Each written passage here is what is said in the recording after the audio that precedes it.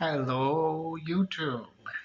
In today's video, we're going to talk about being a digital nomad.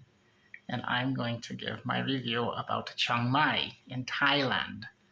Because I've been here in Thailand since March of this year.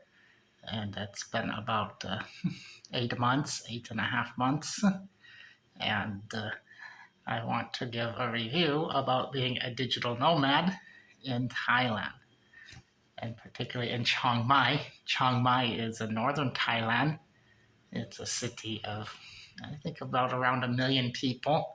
So I'd say in the United States, it's maybe comparable to Salt Lake City or Tucson, Arizona, or maybe Austin, Texas, in those type of size cities. So it's not a very big city, but it's definitely not the countryside. It's definitely a city. So it's a good size, medium-sized city, and that's a plus, I think. And some other pluses are the food. There's a lot of good food, and for Muslims, there's a lot of halal food, and this is really nice. So the one downside about the food, though, is it's spicy. Thai food tends to be very spicy, but the Chiang Mai has quite the variety of food. There's Indian and Pakistani influence, a lot of Chinese influence, and of course there's also Thai food, Malay food from Malaysia. There's a lot of Malay people. In the southern part of Thailand, the majority of the people, they're ethnic Malays. They're not ethnic Thais, and many of them come to Chiang Mai because it's a city and they're looking for work or business or whatever. So we can find Malaysian food, and we have quite a variety. Now, the other downside is, particularly many restaurants, they don't keep a very consistent opening time. So, at least in that part of Chiang Mai, I mean, near the city center, south of the city center, where there's quite a few foreigners, digital nomads. So some of the restaurants, they're not very consistent. Quite often they're closed, and you don't really know when they're going to be open. But some of them are better than others. And I find that the halal ones, the Muslim ones, they tend to be less consistent. And my area, there's a lot of halal restaurants, but like I said, they're not as consistent. Some people who might be vegetarian, say in other parts of the city, there's quite a few vegetarian restaurants. I haven't really looked because I'm not a vegetarian, but some people might be interested in that type of food. I do like vegetarian food. When I've traveled to other countries, I've enjoyed that, but I also like meat. So, yeah, I like it. I like food, and yeah, maybe this will turn into a food review. But the best food, I think, is khao soi. Is a famous food from northern Thailand, and it's like a noodle dish with a beef or chicken. And the thing is, it can be spicy, so you have to tell them, if you don't like spicy, you have to tell them not spicy. And when you tell them not spicy, you still get spicy, but if you don't say anything, you're eating fire. So that's the thing about Thai food. But it can be very good, and I like Thai food. And there's a variety. There's a lot of street food, and also they're not consistent, so you don't really know when they're going to be there. But when you're surprised and they show up, the roti is very good. Roti is, if you've ever been to Thailand or Malaysia, it's very famous, and it's like this bread thing. Actually, I think it comes from Chennai in India. So if you've been to India, you probably found it too. But can get different kinds, like a banana bread, and they have an egg one, and they usually put something sweet on it. So it's kind of like a snack. In Malaysia, it's a common breakfast, but here we see it as a street food, and most of them tend to be sold by Muslims, maybe from southern Thailand. And yeah, that's a good thing. So the food is definitely a plus. Internet, also something that digital nomads, especially like me, I'm in programming, and yeah, internet is a big issue. In Chiang Mai, there's a lot of internet cafes. Some of them are 24 hours, I think, but I don't generally do the internet cafes or the workspaces. I like to work here at home, where it's nice and cozy and quiet, and I can work in my pajamas if I want. I don't have to look nice. So that's the thing about being a programmer. So the internet in my apartment, it's sometimes not so good, but it's like a 400 Mbps connection, which I think is pretty standard in Thailand. And most of the time it's good, but sometimes it's not good, and occasionally it goes out. But compared to other countries I've been to in Southeast Asia, I think maybe Vietnam has the best internet. Then probably Thailand is second, at least Chiang Mai. When I stayed in Bangkok and hotels, internet was terrible. But I'm sure in Bangkok, if you're in a normal apartment or have a normal connection, it's probably the same as here. Chiang Mai and Bangkok are digital nomad hubs.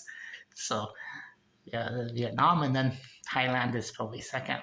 That Malaysia and Singapore also have okay internet. Indonesia, hit or miss. So those are the countries I've been to in Southeast Asia. Can't give a review about any other ones because I haven't been there. But yeah, for Southeast Asia, Chiang Mai is the number one digital nomad hub. And those are some of the pluses. Another plus is that it's a very diverse city, like I hinted at about the food.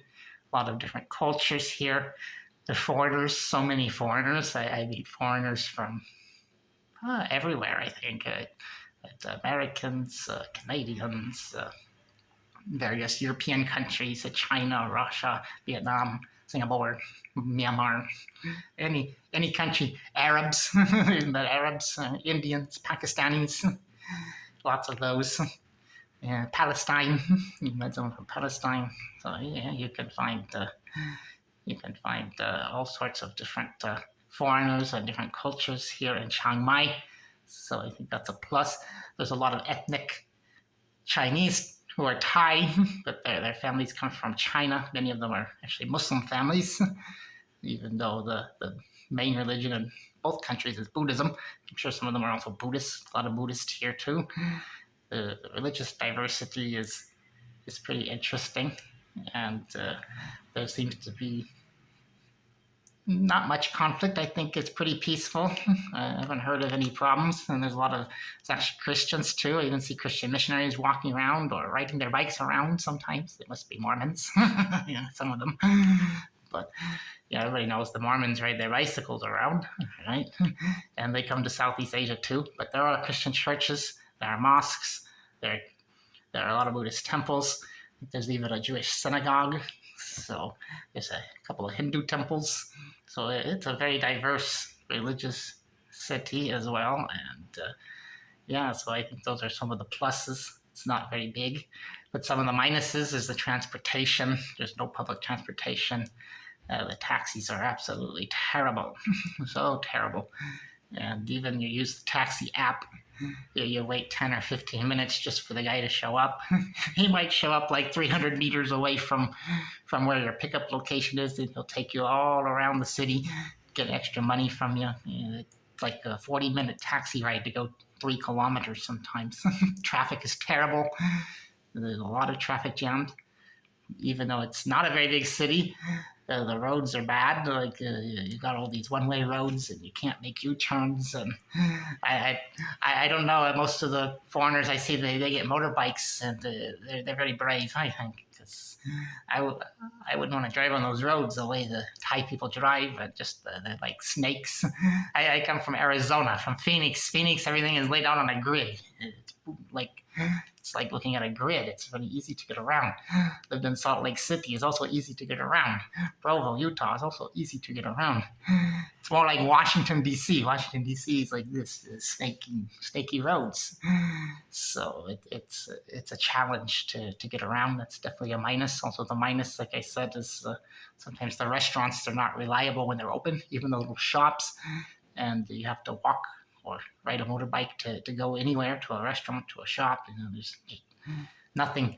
It's not like other big cities like, say, you're in KL and Kuala Lumpur, where there's 7-Eleven everywhere, or in Korea maybe, or Japan. There are 7-Elevens, but everything's kind of spread out and a bit difficult to get around. That's a big minus. And it seems like there's like a public holiday like every week, so things are not reliably open. even places you would expect to be open, as the holidays just kind of appear on the calendar. And, they're everywhere. And there's always a holiday in Thailand. I think a Thai friend told me that every time you change the king, they have to add holidays because you have to add for the king and the queen, and then you have to add for the deaths of the last one. So there's so many holidays, and then yeah, it's crazy. So I would say that's kind of a minus. Yeah, people are very laid back and they're not very efficient. That has its pluses and it has its minuses. But I think one of the pluses is people are very friendly usually. They smile. Thailand is known as the land of smiles. And if for whatever religion you are, I think it's pretty easy to get around, right? If you're a Muslim, you can find halal food, right? If you're a vegetarian, you'll find vegetarian food. People are generally respectful. It's very diverse, and that's, I guess, why there's so many foreigners here. But yeah, the minuses and the pluses. And the other minuses is the weather. Oh, the weather is terrible. It's always hot. And Chiang Mai, I think, one of the hottest cities. And they have this summertime. When I came, it was March, right? And it was the end of their winter, and it was already like 35 Celsius every day. That's like over 90 degrees Fahrenheit. And now it's December, and it's still like 33, 34 Celsius every day in the daytime. It's still around like 90, 92 Fahrenheit. And they say this is winter. I was talking to someone today. He told me it's very cold in the morning. Now, when I wake up in the morning, I'm sweating. It's like 27, 28 Celsius. They think it's cold. It's like 80 degrees in Fahrenheit. People wearing their big coats. So that's kind of a funny thing. And the actual summer months is like April and May and early June, I guess, before the rainy season. It was like 42, 43 Celsius. So it was almost like being in Phoenix. Right? It was like 105 and 110. And humid.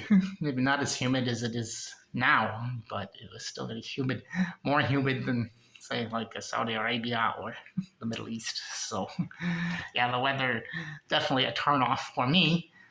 But they're good and bad everywhere, right? And like I said, the people are friendly. I generally think it's safe as long as you're not out on the roads on a motorbike. Or yeah, I think it's pretty safe, like compared to some other cities. Like it's a safe environment, and people are friendly. Just have to be aware of taxis because they're really bad. Probably some of the worst I've seen in this country. But yeah, the weather is very bad, and the cost of living. Well, I think it's a very cheap. Food is generally pretty cheap in a restaurant. You can get a good meal like 60 to 80 baht. That's like $2. You can get like a rice with like a chicken and vegetables, or maybe some soup and rice. They have some really good like coconut soups, and tom yum is a famous soup. So yeah, you can get like some fried chicken and rice, like 50, 60 baht. It's like less than $2, $1.50. So that, especially if you're going on into the street food, and since I usually eat halal food, I don't generally get sick because the halal food, they have to have some standard, right? Some of the food that looks like I wouldn't even try it, even if I wasn't a Muslim, and I wouldn't want to try it. I think it looks scary, but alhamdulillah, for being a Muslim is a good thing because we have halal food and cleanliness standards, and we know what is good to eat, and they haven't gotten sick from food here, so that's a good thing. So that's a plus, because a lot of foreigners do get sick from food here. I've met some other Americans who've gotten sick, and yeah, it's kind of sounds scary. So yeah, that's a lucky thing. So yeah, you have to be a little bit careful, like in any country. But I'd say the food it's a plus. So the other minus is the electricity costs. So even though most things are very cheap, like the food, and even you can rent a good apartment, like a 1 bedroom or something, and you can even pay by the month. Most people pay for the year, or 6 months, a little bit cheaper. Can can rent something like 10,000 to 15,000 baht. So that'd be like 300 to 500 US, depending on your standard. Definitely a lot cheaper than any of those cities I mentioned in the United States of the similar size. So definitely cheaper than Phoenix, which is like 3 times the size of Chiang Mai. But yeah, so the cost of living is definitely a plus. But the electricity costs are, I think they're almost the same as the US, and it's so hot. Like if you run your AC all the time, you're paying like $150 to $200 a month. If you only run your AC like half the day, maybe you'd pay like $150 a month. And there's actually like a government rate, but then most apartments or whatever they charge, especially foreigners, they like to overcharge you, and you can't really do anything about it. I don't know. So they're like I said, there's pluses and minuses. So this is my review of Chiang Mai as a digital nomad spot. It generally ranks number 1 or number 2. I think that's overrated. I don't think, well, I haven't been to all the other places. I don't think I would rank it as the first place I've been, but it does have some pluses that digital nomads might like. Right, I'm not going to tell you anything about the nightlife because I don't do that. But some people might be looking at that, and maybe that's something that pulls it up. I don't know. I can't comment there. But I do think the cost of living being so low and the different types of food, it does pull Chiang Mai up towards the top. So there are a lot of co-working spaces, and it's a fairly easy to get a visa in Thailand. We'll do another video about that in the future, about some of the different options. Also talk about some other places I've been recently. And yeah, you should pay attention to the channel for more interesting content. We got lots of different interesting topics going on, things in the world right now, and hopefully this review is helpful. And yeah, if you're just looking to get out of the United States or out of Europe, out of the West, and if you, I guess if you're from England or Australia, maybe you can actually drive a motorbike here because they drive on the left side of the road, right? In America, they drive on the right side. It's confusing. The motorbikes are definitely a minus in my opinion, but maybe for a British or Australian, for someone in the UK, right, or from other countries where you drive on the left side, maybe that could be a plus for you. So different people have different ideas on what makes a place good. I would be hesitant to say that Chiang Mai is number 1 or number 2 in the world for digital nomads. Maybe it's a high rate city, but I wouldn't think I would want to place at the top of the list. And there are reasons I just talked about. The public transportation is non-existent. Taxis are bad. Expensive electricity, bad weather. But then there are the good things. The safety is good. Internet can be good. And there's a lot of co-working spaces if you're into that. So even when the internet's bad in your house, which happens quite a bit, you can find a solution, which in other countries maybe you can't.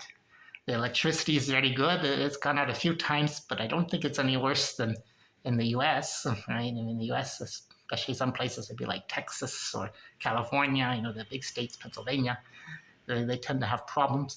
Arizona, not as much, but can be in the summer when it's really hot. So, yeah, I think it's similar to the US. The electricity is generally pretty good and stable. So, that's a plus compared to some other Southeast Asian countries. So, yeah, I hope that you find this interesting, and I think talked long enough about this topic. So let me know what you think below. Looking forward to some of your comments.